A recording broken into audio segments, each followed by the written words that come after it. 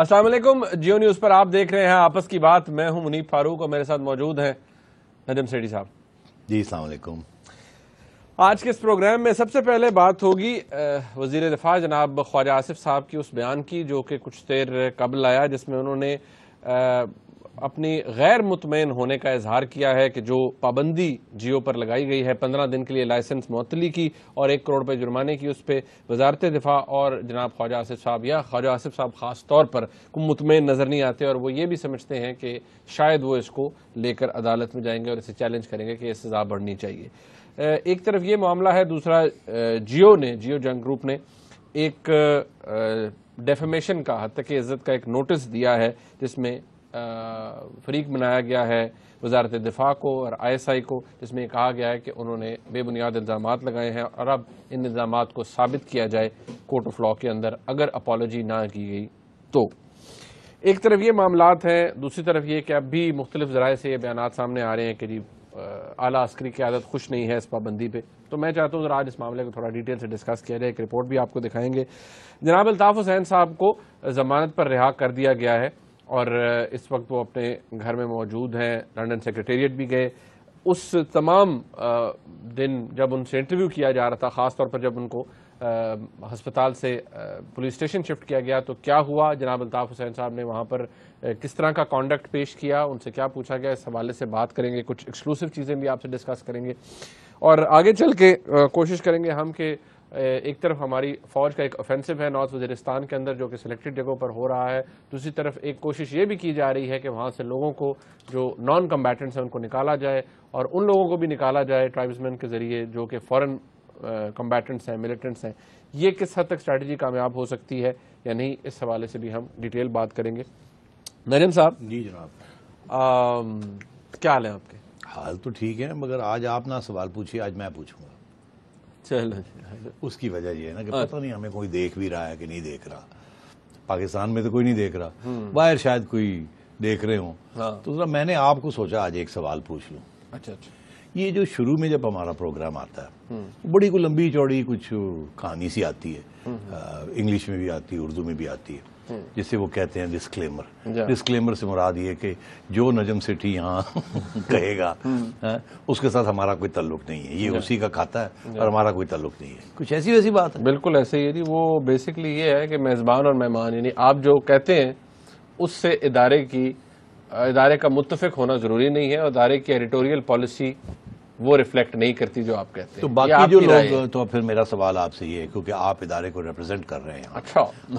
तो मुझे ये बताएं कि जो बाकी प्रोग्राम होते हैं, कामरान खान का हो गया, फिर हसन साहब निसार साहब का हो गया, फिर अपने वो बड़ाइज साहब भी करते हैं, इफ्तिखार साहब करते हैं, हामिद मीर साहब करते थे, तो उनके प्रोग्राम के अंदर तो ऐसी कोई चीज नहीं आती। देखिए, क्या इसका ये मतलब है कि वो सारी जो बातें करते हैं वो जियो की पॉलिसी के तहत होती हैं और मैं जो करता हूँ जियो की पॉलिसी के तहत नहीं? देखिए, जो हसन निसार साहब का प्रोग्राम है या बड़ाइज साहब का प्रोग्राम है या for that matter Iftikhar Ahmad साहब का, उसका नाम मेरे मुताबिक है, तो वो नेचुरली उनके ओपिनियंस हैं। वो भी इदारे का मुझे एग्जैक्टली नहीं पता कि उनके प्रोग्राम से पहले डिस्क्लेमर चलता है, मेरा नहीं ख्याल के चलता है, लेकिन उसको खास तौर पर उसके ऊपर नहीं चलता। हामिद मीर साहब का प्रोग्राम है कैपिटल टॉक, उससे पहले भी नहीं चलता क्योंकि हामिद मीर साहब का ओपिनियन भी उसके अंदर आता होगा, लेकिन ज्यादा क्योंकि वो पैनल डिस्कशन होती है, गेस्ट का शायद इस वजह से नहीं आता। उसके अलावा कामरान खान साहब का प्रोग्राम है, उसके अंदर भी कोई ऐसा डिस्क्लेमर नहीं आता। तो मैं आपसे ये पूछ रहा हूँ क्यों नहीं आते, तो मेरे बारे में क्यों करते हैं? वो इसलिए कि आपसे खास मोहब्बत है ना। अच्छा। हाँ, आपसे खास मोहब्बत है। ठीक, आपसे खास मोहब्बत तो फिर आपके जरिए मेरी दरखास्त है कि मेरी तनख्वाह बढ़ाई जाए। अगर इतनी प्यार है, मोहब्बत है और दूर दूर रखना है मुझे और करीब भी रखना है और छोड़ना भी नहीं है और साथ रखना है, तो फिर कुछ थोड़ी बहुत हमारी भी खिदमत प्यार होना चाहिए हमारे साथ भी। हमें बिल्कुल आर्म्स लेंथ पे रखा हुआ है आपस की बात। वो ऐसे आपस की बात नहीं है, आपस की बात यह है कि फिर हमारे से ये उतारा जाए ये डिस्क्लेमर। हाँ, हमें हिस्सा बनाया जाए, बाकायदा तौर पर, क्योंकि पिटाई जब उनकी हो रही है तो हमारी भी हो रही है। ऑफ कोर्स पिटाई होती है और मजे की बात है। मैं आपको बताऊं, इमरान खान सवाए मेरी पिटाई के किसी और की पिटाई नहीं कर रहा और उसकी वजह यही है कि मैं जियो में बैठा हूँ। अब इफ्तिखार की कोई पिटाई नहीं कर रहा, सोहेल बड़ाइज की कोई नहीं कर रहा, हसन निसार की कोई नहीं कर रहा, कामरान खान की कोई नहीं कर रहा, मेरी क्यों हो रही है? तो इसलिए मैं ये कह रहा हूँ कि डिस्क्लेमर को हटाया जाए। ये बड़ी ज्यादती है मेरे साथ। वो इमरान खान साहब के तो खैर और भी बड़े वजूहात हैं आपके साथ। वो एक पुरानी वो हमने बड़ी लंबी जोड़ी, बड़ा प्यारा पुराना प्यार मोहब्बत है। वैसे इस डिस्क्लेमर की बड़े मजे की बात यह है कि इसमें ना सिर्फ आप बल्कि आपके साथ साथ मुझे भी उस खाते में रगड़ दिया गया। जाहिर है वो मेहमान मेजबान तो आप दोनों। प्रोटेस्ट क्यों नहीं करते? साहब फायदा क्या है प्रोटेस्ट करने का? या तो ऐसा बना लिया जाए तब भी बात है। बहरहाल हमारा प्रोटेस्ट लॉन्च हो जाना चाहिए आज। 3 साल हो गए, 3 साल के बाद हमारा हक बनता था कि इसको चैलेंज। नाज़िम साहब वैसे प्रोटेस्ट भी आप उस दिन कर रहे हैं जिस दिन कोई सुन ही नहीं रहा। इसीलिए इसीलिए यानी कि आप चाहते हैं कि इस प्रोटेस्ट को कोई ना सुने। कोई नहीं मतलब है कि कौन सुन रहा है, कौन सुन रहा है? आया में उल्टा ही ना खाते पड़ जाए हमारे। अरे चलिए थोड़ा आगे चलते हैं। सबसे पहले नईम साहब हम बात करते हैं ये जियो जंग ग्रुप का जो मामला है, मामले की जो तलखी है वो अब तक कम नहीं हो रही। एक रिपोर्ट है, मैं चाहता हूँ जरा हमारे नाजरीन जो कि देख सक रहे हैं इस प्रोग्राम को वो जरा देख लें और फिर गुफ्तगू का आगाज करते हैं।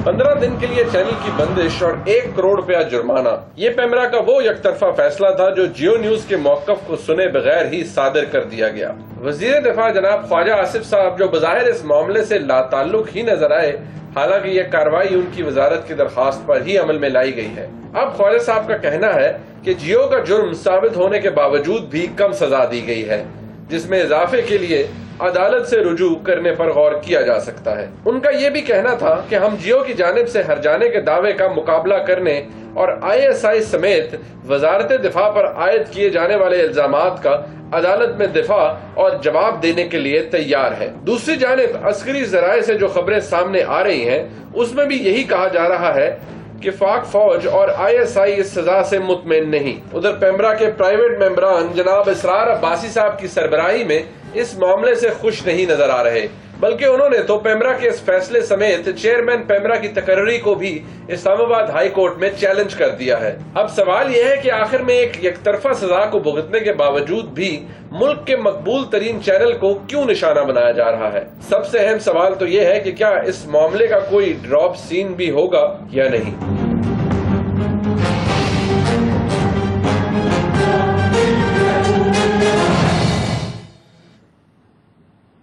साहब ड्रॉप सीन अब उस तरफ आएंगे ना, ड्रॉप सीन आगे आएगा। नईम साहब देखिए, पेमरा ने फैसला दे दिया, लाइसेंस मुअत्तल हो गया, जियो न्यूज पाकिस्तान के अंदर इस वक्त बंद है।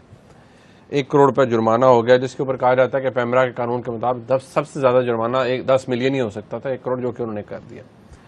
अब 2 चीजें हो रही हैं। एक तो ये कि जिस तरह से कायम मकाम चेयरमैन को लगाया गया और उनकी तकर्री को, उनकी अपॉइंटमेंट को प्राइवेट मेंबर्स ने इस्लामाबाद हाई कोर्ट में चैलेंज कर दिया है, जिसकी शायद आपको पता है कोर्ट में जब चैलेंज करें प्रोसीडिंग्स क्या पता परसों शुरू हो जाए, अगले दिन हो जाए, उसका भी कोई इम्प्लीकेशन हो सकती हैं। और एक तरफ ये है कि अब जियो न्यूज की तरफ से भी एक और जियो जंग ग्रुप की तरफ से एक नोटिस भी चला गया, डेफेमेशन नोटिस, साथ ही ख्वाजा आसिफ साहब का बयान भी आ गया। तो इसको जरा एक एक करके लेते हैं। सबसे पहले हम ख्वाजा साहब के बयान को ले लेते हैं। वजीर दिफा है, कंप्लेंट भी उन्हीं की गई थी और अब जो नोटिस भेजा है डेफेमेशन का उसमें भी उनको पार्टी बनाया गया।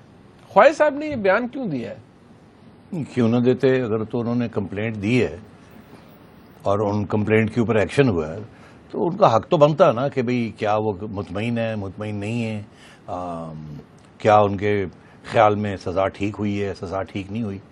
तो पता नहीं, मैंने तो उनका जो कंप्लेंट था वो नहीं पढ़ा कि उन्होंने उसके अंदर क्या लिखा था, मगर जाहिर है कि सख्त ज़ुबान इस्तेमाल की होगी डिफेंस मिनिस्ट्री ने, क्योंकि ISI का ताल्लुक है और ख्वाजा साहब को डिफेंड करना पड़ेगा ISI को। तो इसलिए ख्वाजा साहब ने ये कहना कि जी सज़ा ज़्यादा होनी चाहिए थी, ये ऑन प्रिंसिपल इसमें कोई प्रॉब्लम नहीं है। सियासी तौर पे प्रॉब्लम है। हाँ। वो प्रॉब्लम क्या है सियासी तौर पे? सियासी तौर पे प्रॉब्लम ये है कि एक परसेप्शन क्रिएट हुई है और जिसकी वजह यह है कि परवेज़ रशीद साहब ने, जो कि इंफॉर्मेशन मिनिस्टर हैं, उन्होंने कुछ बातें कही हैं और प्राइम मिनिस्टर साहब के भी जो तासुरात हैं या जो ओपिनियन है उसके ऊपर भी कोई अब कोई बात छुपी भी नहीं है, जिसकी वजह से कुछ शायद तलखियाँ भी ज़्यादा हो गई सिविल मिलिट्री में। कि परवेज़ रशीद साहब का ये एक दफ़ा नहीं बहुत दफ़ा उन्होंने कहा है कि ये बंद करना ठीक नहीं है, बंद नहीं होने देंगे, बंद करना ठीक नहीं है। उधर से दिफा मिनिस्टर ऑफ डिफेंस जो है वो कह रहे हैं कि बंद करें और सज़ा भी ठीक ठाक खड़काएं। तो ये क्या बात है? एक मिनिस्टर एक बात कह रहा है, दूसरी मिनिस्टर दूसरी बात कह रहा है, हुकूमत एक ही है। तो ये इसलिए जहां तक वो डिफेंस मिनिस्ट्री का हक बनता है वो अपनी जगह पे, क्योंकि कंप्लेनेंट वो है। मगर जहां तक ये बात है कि सियासी तौर पे दो मिनिस्टर्स ऐसे लगता है कि अलग अलग खड़े हैं, एक बात कर रहा है, दूसरी बात कर रहा है, तो ये फिर कंफ्यूजन क्रिएट होती है कि गवर्नमेंट क्या चाहती है, गवर्नमेंट किसके साथ खड़ी है, गवर्नमेंट क्या मीडिया के साथ खड़ी है या जियो के साथ खड़ी है या नहीं खड़ी, और किस किस्म की सजा दिलवाना चाहती है। हमें ये भी मालूम है कि गवर्नमेंट की तरफ से परवेज़ रशीद साहब और उनके साथ प्राइम मिनिस्टर के राइट हैंड ब्यूरोक्रेट वो भी गए थे दुबई मीर हजरात को मिलने के लिए, और वहाँ बैठ के कोशिश की गई कि कोई अपॉलॉजी की बात की जाए। उनसे एक अपॉलॉजी भी दरकार की जो कि आके प्रेजेंट की फ़ौज को, क्योंकि हुकूमत का ये मौक़िफ़ था कि जितनी जल्दी ये मसला हल हो उतना अच्छा है। माफ़ी मांगें, जो सज़ा देनी है सज़ा दें, भुगतें और वापस आएँ और कोई सबक सीख के आएँ। ठीक है, और ये मैं समझता हूँ बड़ा अच्छा मौक़िफ़ था। ठीक कि गलती हुई है, माफ़ी मांगें, सही माफ़ी मांगें, फिर फाइन होगा आपको जो कि कानून के तहत है, पैमरा के कानून के तहत है। उसके बाद आप कोई सबक सीख के वापस आए। तो ऐसे ही होता ना। अब मगर ऐसे हुआ नहीं, और हुकूमत की पूरी कोशिश थी मगर ऐसे हुआ नहीं। क्यों नहीं हुआ, वो एक बहुत दिलचस्प सवाल है जो कि ख्वाजा आसिफ साहब को पूछना चाहिए। मगर मैं समझता हूँ अगर आप पूछेंगे भी तो आपको उसका जवाब नहीं मिलेगा। वो क्या है सवाल? वो सवाल ये है कि ख्वाजा साहब कहते हैं कि जी सज़ा हम चाहेंगे कि सज़ा इससे ज़्यादा होनी चाहिए। जियो का ये मौक़िफ़ है, और जो जिसमें मैं 100% यकीन रखता हूँ कि सही मौक़िफ़ है जियो का। जैसे मैं समझता हूँ ख्वाजा साहब का मौक़िफ़ कि सज़ा ज़्यादा होनी चाहिए, वो भी दुरुस्त है। वो नहीं, वो उनका हक बनता है ये कहना, मगर वो बात नहीं सही। हक उनका बनता है, लेकिन हक बनता है कहने का, बिकॉज वो रिस्पोंडेंट भी हैं और उन्होंने कंप्लेंट भी किया है। मगर ये कि इससे ज़्यादा होनी चाहिए, क्या कितनी होनी चाहिए, उसमें हमारे अपने अपने राय है। जियो का ये कहना है कि आपने हमें कितने दिन हो गए ये सब चीज़ को? 1.5 महीने से ज़्यादा हो गया। 1.5 महीने से ज़्यादा हो गया। 40-45 महीने से ज़्यादा हो गया है। आगे 2 हफ्ते के लिए आपने ऑफिशियली हमें बंद कर दिया। कोई गारंटी नहीं है कि इसके बाद भी आप और नहीं करेंगे, क्योंकि अभी अपील होगी। ख्वाजा साहब ने काम करेंगे, अपील करेंगे। उनका ये कहना है कि हमारे तो 2-3 अरब रुपए का तो ऑलरेडी नुकसान हो गया है, क्योंकि आपने ऑफिशियली तो हमें बंद नहीं किया, मगर अनऑफिशियली हम बंद हैं 90% इलाकों में। तो अनऑफिशियली ISI के दबाव की वजह से, सीधी सी बात है केबल ऑपरेटर्स के ऊपर, कि नहीं दिखाया जा रहा जियो। ये किसी कानून के तहत नहीं हो रहा, ये सिंपल एक रिट ऑफ द स्टेट, जो अनडिफाइंड रिट है, उसको इम्प्लीमेंट किया जा रहा है, जिसके पीछे कोई कानूनी अम्ब्रेला नहीं है। अब जाहिर है यार, अगर कोई ISI का बंदा चला जाता है किसी केबल ऑपरेटर के पास और कहता है बंद करो, केड़ा माँ दा लाल है जड़ा कहेगा नहीं बंद करते। हाँ, सारे बंद कर देंगे, बंद कर दो। अच्छा, अब बात यह है कि मगर वो कानूनी तौर पे नहीं कर सकते, मगर वो ये हो रहा है, और जियो का नुकसान तो हो रहा है ना। चलें वो जैसे भी हो रहा है, जियो का नुकसान तो हो रहा है ना, 2-3 अरब रुपए का नुकसान हो गया। अब वो किस खाते में पड़ेगा, वो 2-3 अरब रुपए का नुकसान? आपने तो 15 दिन की आगे बात की है ना, तो जो 2.5-1.5 महीना जो पहले चल पड़ा, जिसके कानून के बावजूद उनका आपने नुकसान करवा दिया। अच्छा, तो इसलिए मैं ये समझता हूँ कि ये ख्वाजा साहब का कहना कि हम समझते हैं ये कम है, फैक्चुअली ये गलत बात है। हालांकि उनका हक बनता है कि वो चैलेंज करें जो भी है, मगर ये हक को इस्तेमाल करके ये कहना ये गलत है। मतलब उन्हें सोचना चाहिए कि 1.5 महीने से क्या हो रहा है। एब्सोल्युटली। अब आइए आप दूसरी बात, कि ऐसी बात तो नहीं है कि ख्वाजा साहब जो है वो बिल्कुल ही पैदल है और उन्हें पता नहीं है क्या हो रहा है और क्या नहीं हो रहा है। साहब को सब कुछ पता, सब कुछ पता है। तो अब आप 2 सेकंड के लिए मैं आपको ख्वाजा साहब बनाना चाहूंगा। ये कभी आप मुझे आर्मी चीफ, कभी नहीं, आज बन जाइए ना, मैं फिर आपको सवाल पूछूंगा, आप बन जाइए, ठीक है? चले, जरा टाइट हो जाओ जरा। Although you are not as good looking as Khwaja साहब। अब वो क्या है? अच्छा ख्वाजा साहब, मैं अब आ रहा हूँ। ख्वाजा साहब के ठीक ठाक स्टेटमेंट चाहिए जी थोड़े को, you are defence minister, you are defending us, की करोगे? I'll give it. Absolutely. तुसी तो बहुत जल्दी तैयार हो गए। शायद ख्वाजा साहब ने इधर उधर गए और मान जाओ ख्वाजा साहब भी नहीं गए, नहीं गए। अच्छा, तो हुण गल है की करन ख्वाजा साहब देंदे ने ते तुहाडे जैसे लोग बाहर बह के कहते हैं लो जी ਐਵੇਂ पहले बुड़का मार रहे सन उन्होंने अखां दिखाइयां तो दुड़की हो गए, सारे बकरी हो गए है। तो वो मियां नवाज शरीफ साहब ते उत्थे बैठे ने, इन्होंने एक स्पीच दी तो ਉਹਦੇ ਬਾਅਦ बकरियां चल रही ने, उन्होंने अखां दिखाइयां, उन्होंने आके खंगे शंगे ते ख्वाजा साहब बकरी हो गए। यही हुण गल है। उधर वो परवेज रशीद साहब अभी भी लगे हुए अपने काम करने। तो आप ख्वाजा साहब की पोजीशन बड़ी डेलिकेट हो गई है। एक तरफ वो डिफेंस मिनिस्टर है, मेरा नहीं ख्याल उन्हें शौक था डिफेंस मिनिस्टर बनने का, उनके खाते डाले गए। वो बेचारे खाते उनके खाते पड़ गए। वो वो एक टेम्पररी किस्म का उनको दिया गया था, एडिशनल चार्ज था, और वो बेचारे फंस गए। मैं समझता हूं कि ख्वाजा साहब के ऊपर बड़ा प्रेशर है टू से दिस, और ख्वाजा साहब क्योंकि डिफेंस मिनिस्टर है, उन्होंने अपनी मिनिस्ट्री को डिफेंड करना है। उनकी मिनिस्ट्री के अंदर आती है मिलिट्री, फौज, उन्होंने अपनी, तो वो कानूनी तौर पर ख्वाजा साहब को ये करना ही करना है। ही हैज नो चॉइस कानूनी तौर पे। उनके असली ख्यालात क्या है? मेरा ख्याल है कि एक तरफ तो यहाँ इस मुल्क में मीडिया के बारे में असली ख्यालात बहुत से कम लोग होंगे जो कि अच्छे ख्यालात रखते होंगे। अब खास तौर पर अब तो खैर बिल्कुल ही जिसे कहते हैं ना कि पानी सर से गुजर गया। मगर जनरली मीडिया की जो खुली छुट्टी मिली हुई है आपको, मुझे नहीं, आपको, अच्छा, और आप जैसे लोगों को, कि टेढ़े सवाल पूछना और भांड को बैठा लेना और लोगों को उनकी पगे उछालना, और जो चाहे आप लोग करते हैं, मेरे साथ भी आप लोग करते हैं। तो आपका क्या ख्याल? हम पसंद करते हैं, हमारा सेंस ऑफ ह्यूमर है कि हाँ हम भी बैठ के हंसते हैं अपने ऊपर? नहीं, दुनिया में ऐसे कहीं नहीं होता जो जितना यहाँ होता है। तो मेरा ख्याल है कि हर सियासतदान या कोई भी जो टारगेट हो जाता है मीडिया के अंदर, वो सब यही चाहेंगे कि कोई लगाम होनी चाहिए इनके ऊपर। मगर हमारे डेफर्मेशन लॉज इतने कमज़ोर हैं, और अगर लॉज कमज़ोर नहीं है, टाइट है, अच्छे हैं, तो हमारे अदालतें इतनी मतलब है कि इनएफिशिएंट है कि वो कोई वहाँ कोई रिजल्ट्स ही नहीं आते। तो मतलब यह है कि दिल के अंदर तो सारे चाहेंगे कि मीडिया के ऊपर लगाम हो, और ख़ास तौर पर जियो के ऊपर हो, क्योंकि एज से लीडर ऑफ द पैक, अगर वुल्व्स हैं, भेड़िए हैं, तो यू सबसे आगे जियो चढ़ा तो वो लोग तो खुश ने कि अच्छा आया, थोड़ा बहुत ठाप पई है, थोड़े दानशान कड्डो इन्होंने संभालन सारे। मगर वो तो एक जाती बात है, उससे ख्वाजा साहब को भी बड़ी दफा खाया पिए ऐसे बड़ी कंप्लेंट्स है लोगों, बड़ी कंप्लेंट्स। लेकिन मजे की बात है जिनको है वो दे स्टूड बाय जियो, ये बिकॉज असूल की बात आ जाती है। अपनी जगह पे दुख, मगर ये वक्त इंतकाम का नहीं है, ये वक्त है इंस्टीट्यूशनलाइजेशन का। यहां दो इश्यूज खड़े हो गए। एक है the institution of the ISI। You can not do what Jio has done.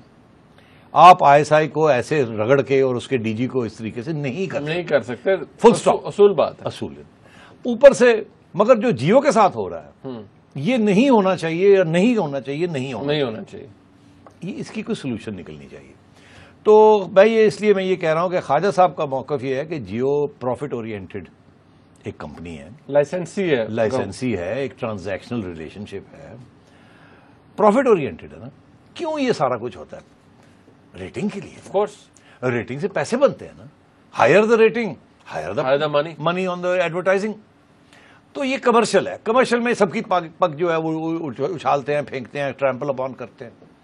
तो फिर अब जब ये हो रहा है इनके साथ, तो ये भी उसी का हिस्सा है बिजनेस का, कि जब हाई रिस्क बिजनेस करेंगे, ये बड़ी हाई रिस्क बिजनेस है ना, जब ISI के साथ पंगा लेते हैं मतलब हुकूमतों के साथ पुराने जमाने में पंगा लेना कहते हैं आप हाई रिस्क नहीं होता था, होता था। हाँ। अब हुकूमतों के साथ पंगे लेना हाई रिस्क है ही नहीं। सियासतदान की पगड़ी उछालने में तो हम मास्टर हो गए, मास्टर भी, और बेचारे वो सियासतदान कर भी कुछ नहीं सकते। ठीक है, अब पहली दफा फौज के साथ पंगा लिए इस तरह का, और वो भी कोई छोटा मोटा वो भी आपने लिया है ISI के DG के साथ। मतलब है कि कोई खौफ करें आप तो फिर तो जिसे कहते हैं वो रिस्क फैक्टर जो था, जो आपकी प्रॉफिटेबिलिटी पे बिल्ट इन था, जब आप ये करेंगे तो फिर उसका नुकसान भी होगा। अब वो नुकसान का वक्त आया है। इसको एग्जाम्पल ये देते हैं कि अगर आप हाई रिस्क कोई एंटरप्राइज करते हैं जिसमें हाई रिस्क होती है, तो उसमें रिटर्न जो है बड़ी हाई होती है। जितनी रिस्क होगी उतनी रेट ऑफ रिटर्न बढ़ ज्यादा है। हाँ। अगर एक बैंक है, उसकी रेटिंग A है, तो वो आपको डिपॉजिट के ऊपर 8% देगा। अगर आप बैंक है, उसकी रेटिंग AA है, जिसका मतलब है कि बहुत कम रिस्क है, बहुत अच्छा बैंक है, तो वो 7% देगा। जितनी रेटिंग कम होगी उतनी आपको रेट ऑफ रिटर्न बढ़ के मिलेगी। तो इसी तरीके के साथ यहाँ क्योंकि रिस्क इतनी ज्यादा है जियो के काम में, और फिर रेटिंग, उसको पैसे भी ठीक ठाक मिलते हैं। मगर जब वो फिर कॉल इन हो जाती है, जब रिस्क फैक्टर आ जाता है और कुछ हो जाता है खराब, तो फिर नुकसान भी उसी किस्म का होता है। तो यही कहते हैं ना, गैम्बलिंग क्या है, हाई रिस्क, रिटर्न्स भी हाई होते हैं, जितनी रिस्क उतनी रिटर्न्स, और जब वो उल्टा होता है तो फिर उतना ही नुकसान हो जाता है। तो वो ख्वाजा साहब के मेरा ख्याल कहने का ये मतलब है कि जियो और मीडिया इनके ऊपर कमर्शियल ट्रांजैक्शंस करते हैं, प्रॉफिट्स बनाते हैं और उसके अंदर डेफर्मेशन भी करते हैं, और जब करते हैं तो फिर जो नुकसान होता है इनका, जब सजा होती है तो उसी हिसाब से होनी चाहिए। यानी कि अगर आप वो लाइन ऑफ फायर में आ जाते हैं तो गोली तो लगेगी। हाँ, और ये नहीं कहना कहाँ लगेगी। मेरे ख्याल में आपके हंसने तो से सब पता चल गया। अब बात ये है कि ये ख्वाजा साहब ने जो बात की है ये उन्होंने बड़ी सोच समझ के की है। वो आगे ही पहले बैड बुक्स में थे फौज के, कि आपको पता ही है उन्होंने बहुत सख्त, हाँ वो नहीं, वो जनरल मुशर्रफ के हवाले से बात की थी। हाँ, तो वो भी उन फौज का मौकफ ये था कि ये नहीं करनी चाहिए। तो ख्वाजा साहब थोड़े से सॉरी करके रिट्रीट में थे। अभी उनको मौका मिला, वैसे भी दुखी होंगे, मीडिया के साथ तो सारे ही दुखी हैं। ख्वाजा साहब की जुगते थोड़ी लगती है मीडिया में, बस। और तो फिर तो मेरा ख्याल है ख्वाजा साहब ने कहा कि ठीक है, कोई ऐसी बात नहीं है कि थोड़ा सा फौज के साथ नंबर लगा लिए जाए और जियो को एक ठकाक लगा दी जाए, कोई ऐसी बात नहीं है, क्योंकि अभी जियो ने सू कर दिया ना। अब आप देखिए, लीगल नोटिस भेजा है, 14 दिन के बाद सू हो जाएगा। अब आप सोचिए जियो कहां पहुंच गया। मैं वही कह रहा हूं ना, अब ये सवाल भी लोग पूछते हैं, मैं डिस्कस करना चाहूंगा। मैं इधर ही आना चाह रहा हूं। देखें, अब जो नई चीज शुरू हो गई है नजम साहब, लोग ये कहते हैं अच्छा जी कैमरा ने आप पर लगाया है 1 करोड़ रुपए जुर्माना, 15 दिन के लिए आप बैन है, ठीक है। आप कहते हैं जी, आपकी पोजीशन है कि हमारे 2 अरब से ज्यादा का नुकसान हो गया। आपने बजाय ये कि मामला इस सजा के बाद हल होता, आज भी कोई मुझे साहब कह रहे थे, बड़े जिम्मेदार शख्सियत, यदि इससे आपने तो एक दफा फिर इग्नाइट कर दी है एक नई चीज। आपने वो कहते नहीं, एक तरफ 1 करोड़ जुर्माना, एक तरफ 50 अरब का दावा। अच्छा, अब अर्ज ये है कि इसमें मुख्तलिफ राय हो सकती है, क्योंकि ये है अब एक जंग छिड़ी हुई है। जंग के अंदर जो बंदा हथियार गिरा देना, उसका ये मतलब नहीं होता कि उसको अमन मिल जाएगा या उसकी बात मान ली जाएगी। हथियार गिराने से सर कट भी जाता है। तो हथियार उस वक्त गिराते हैं जबकि कोई सेटलमेंट हो रही हो, फिर जाके दोनों साइड से हथियार गिराते हैं। अब अगर मैं जियो में बैठा होता, मेरे से पूछा ही नहीं वैसे, बाय द वे आप सोचिए, बड़ा पॉलिटिकल एडवाइजर और मीडिया एडवाइजर शेजर का नाम शाम मोरे शोरे मेरे पे लगी नहीं, एक फोन नहीं आया पूछने के लिए कि भाई क्या करें, हमारे साथ ये हो गया, यकीन करें। तो ये तो खैर तो इसलिए वो डिस्क्लेमर चलता है ना कि हाँ, आगे सिटी के साथ हमारा कोई तल्लुक नहीं है। तो अब नहीं है तो फिर मेरी बात सुन लें। बात यह है कि मैं समझता हूं कि ये जो जियो ने नोटिस दिया, ये ठीक दिया। कैसा है? उसकी वजह यह है कि फौज की तरफ से कोई नरमी नहीं दिखाई जा रही। जियो ने ऑफर किया था अपोलोजाइज करना, एक ड्राफ्ट अपोलॉजी का करके भेजा था, नहीं माना है। मैं कह रहा हूं आपको, चिड़िया की खबर है कि जियो ने कहा था कि हम वॉलंटरी अपने आप को हफ्ते के लिए बंद कर देते हैं। अब एक बंदा कह रहा है कि मैं 1 हफ्ते के लिए अपने आप को बंद कर देते हैं, तो इसका ये मतलब है कि अगर आप कहेंगे महीने के लिए बंद हो जाओ तो हम 2-3 हफ्ते के लिए मान जाएंगे। ऐसे ही होता है ना, हम मैक्सिमम मानते हैं तो मिनिमल होता है। मतलब है कि अगर आप 1 हफ्ता कहेंगे तो हम महीने तक तो आपको आसानी से खिंचाया जा सकता है। वो भी इन्होंने बात नहीं मानी, डिस्कशन ही नहीं की। परवेज रशीद साहब लेके आए थे पूरा फार्मूला और फौज की तरफ से कहा नो। फौज की तरफ से यही डिमांड था ISI की तरफ से कि इनको बस बंद ही कर देना, इनको अब उठने नहीं देना, क्योंकि ये कभी हो ही नहीं सकता। ये हो ही नहीं सकता कि कोई हुकूमत ये कर दे और ये करके फिर भुगते इस चीज को, कभी नहीं होगा ये। मगर फौज वाज इंसिस्टिंग। अब और उसके साथ उन्होंने अपने पिट्ठू शुट्टू भी साथ लिए हुए थे, वो लगे हुए थे मीडिया में भी, स्पेशली ये काली भेड़ें। अच्छा, अब बात ये है कि तुम जियो तो करने के लिए तैयार था कॉम्प्रोमाइज, माफी मांगने के लिए तैयार था, बंद होने के लिए तैयार था, फाइन करने एक्सेप्ट करने के लिए तैयार था, और वो जो चीज पहले दिन कर देनी चाहिए थी हुकूमत को, वो उन्होंने 1.5 महीने के बाद जाके की। ये पहले दिन जियो मानने के लिए तैयार था कि आप बंद कर दें हमें हफ्ते 2 हफ्ते के लिए और 1 करोड़ का जुर्माना कर दें, क्योंकि कानून के मुताबिक पैमरा 1 करोड़ से ज्यादा का जुर्माना नहीं कर सकती एक मौजू के ऊपर। ठीक है, तो उन्होंने मैक्सिमम जो कर सकते थे कर दिया। मगर अगर ये पहले दिन ही कर देते तो शायद ये बात यहां तक ना आती, या ये होता कि चलो 6 हफ्ते कर देते, 2 माह भी कर देते। हाँ। एक दफा बंद हुआ था ना जियो, बिल्कुल मुशर्रफ के जमाने में, 3 महीने की। मगर ये कि 1.5 महीना पहले ही वो नुकसान, और ऊपर से अब फिर, और कोई गारंटी नहीं है कि इसके बाद वो ख्वाजा आसिफ जो कह रहे हैं उसको वो मौकफ लेके आगे नहीं बढ़ेंगे, आगे नहीं बढ़ेंगे, कि ये काम था और करें। क्या अगर खत्म भी हो जाती है तो अनऑफिशियली उसी तरह बंद रहे। जियो के ऊपर जियो ने जो इल्ज़ाम लगाए हैं DGISI के ऊपर, बड़े संगीन इल्ज़ाम, माफ़ी मांग ली, डेफेमेशन नहीं हो सकती। जब माफ़ी आप मांग लें और तस्लीम कर लें, ये डेफेमेशन के कानून में लिखा है कि मैं कहता हूँ मुनीफ फ़रूक आपने बड़ी गंदी कमीज़ पहनी है, आपने कहा मेरी तौहीन होगी, मैंने कहा मैं माफ़ी मांग लेता हूँ, ख़त्म होगी बात। अगर मैं माफ़ी ना मांगूँ फिर आप मुझे अदालत ले जाएं और फिर वहाँ भी अगर मैं माफ़ी मांग लूँ तो फिर अदालत पर डिपेंड करता है। मगर पहले अगर आप माफ़ी मांग लें तो फिर आपको कानून के मुताबिक आपको प्रोटेक्शन हो जाती है। तो इन्होंने माफ़ी मांगी और नहीं मांगी, तो अर्ज़ ये है कि डेफेमेशन बनती है, क्योंकि अगर जियो डेफेमेशन की तरफ नहीं जाएगा तो फिर वन साइडेड हो जाएगा सारा कुछ, क्योंकि दूसरी साइड तो पीछे हट नहीं रही है, वो तो लगातार लग रहे हैं। तो जियो का ये कहना है कि आपने हमें कहा कि हमने गलत इल्ज़ाम लगाया, हमने माफ़ी मांग ली। हम आपसे कह रहे हैं कि आप हमारे पे गलत इल्ज़ाम लगा रहे हैं, कह रहे हैं ना कि जी जूइश चैनल और ट्रेटर और गद्दार और एंटी स्टेट, मतलब दुनिया जहान के ऊपर इल्ज़ाम लगा दिए। तो जियो का ये मौक़िफ़ बिल्कुल सही है कि फिर प्रूव करें, ये अदालत में चलें, प्रूव करें, क्योंकि तो आर्टिकल 6 वाली बातें लग रही है नहीं यार। साथ एंटी स्टेट आपने सारा कुछ आपने कह दिया, ट्रीजनेबल कह दिया, क्या नहीं कहा आपने।